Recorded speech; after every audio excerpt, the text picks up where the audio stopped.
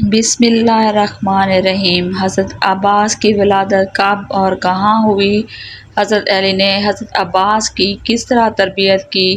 حضرت عباس کا امام حسین کے ساتھ تعلق کیسا تھا؟ حضرت عباس نے کربلا میں امام حسین کا کس انداز میں ساتھ دیا؟ حضرت عباس کو علمدار وفا کیوں کہا جاتا ہے؟ حضرت عباس نے بی بی سکینہ کی پیاس کا کیسا جواب دیا؟ آپ کو ان سارے سوالوں کے جواب اس ویڈیو میں ملیں گے۔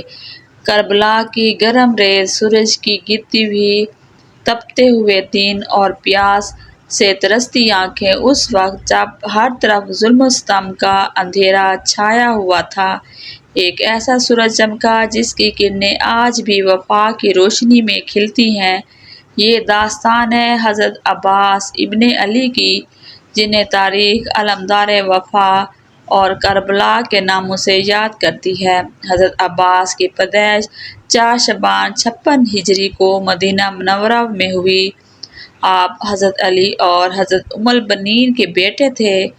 آپ کی بچپن میں بہت شاندار تربیت ہوئی۔ حضرت علی نے آپ کو بہادری، تقوی اور وفا کا درس دیا۔ آپ کی تربیت کا اندازہ اس بات سے لگایا جا سکتا ہے کہ آپ کی زندگی میں کبھی جھوٹ، غیبت یا خیانت کا خیال تک نہ آیا۔ جب حضرت امام حسین آپ کو بلاتے تو حضرت عباس دوڑ کر حاضر ہوتے اور ادب سے سر جھکا لیتے۔ وہ صرف ایک بھائی نہ تھے بلکہ جان نثار، ایک محافظ اور بے مثال وفادار تھے۔ جب یزید نے خلافت پر قبضہ کیا اور امام حسین سے بیعت طلب کی تو امام حسین نے انکار کر دیا۔ امام حسین نے مدینہ چھوڑا اور مکہ مکرمہ کی طرف ہجرت کی۔ حضرت عباس اپنے بھائی کے ساتھ قدم قدم پر رہے، مکہ سے کوفہ، پھر کربلا۔ جب کربلا کا میدان قریب آیا، حضرت عباس نے اس سرزمین کو سجدہ کیا۔ وہ جانتے تھے کہ یہ جگہ ان کی وفا کی آخری منزل بنے گی۔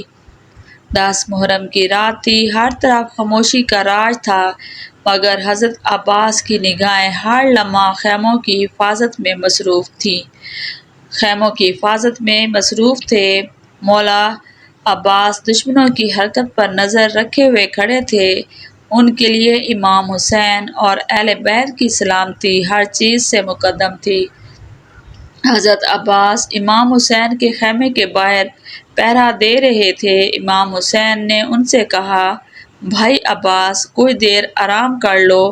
حضرت عباس نے مسکرا کر جواب دیا، مولا، جب تک آپ جاگ رہے ہیں عباس کیسے سو سکتا ہے؟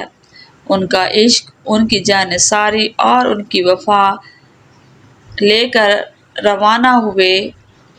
حضرت بی بی سکینہ نے اپنے چچا عباس سے کہا، اے چچا، کیا ہمیں پانی نہیں ملے گا؟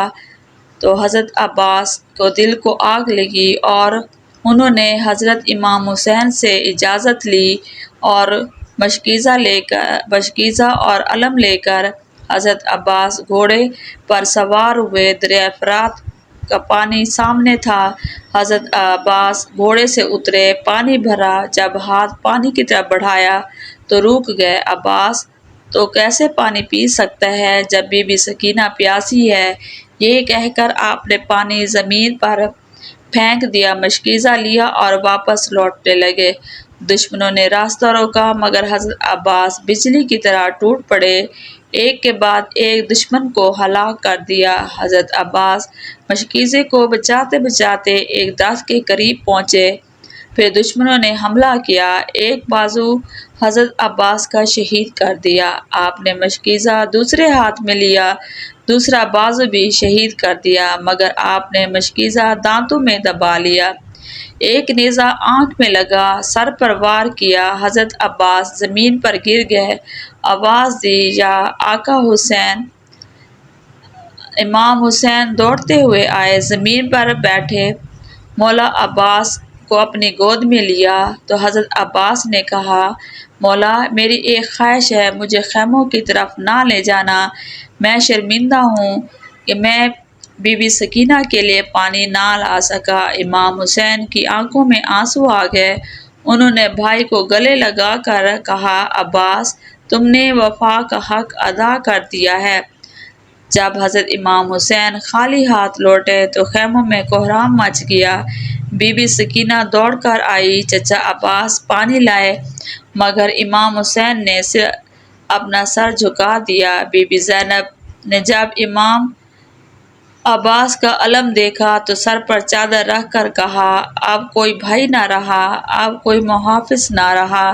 کربلا کے بعد امام عباس کا علم اہل بیت کے دلوں میں بلند رہا۔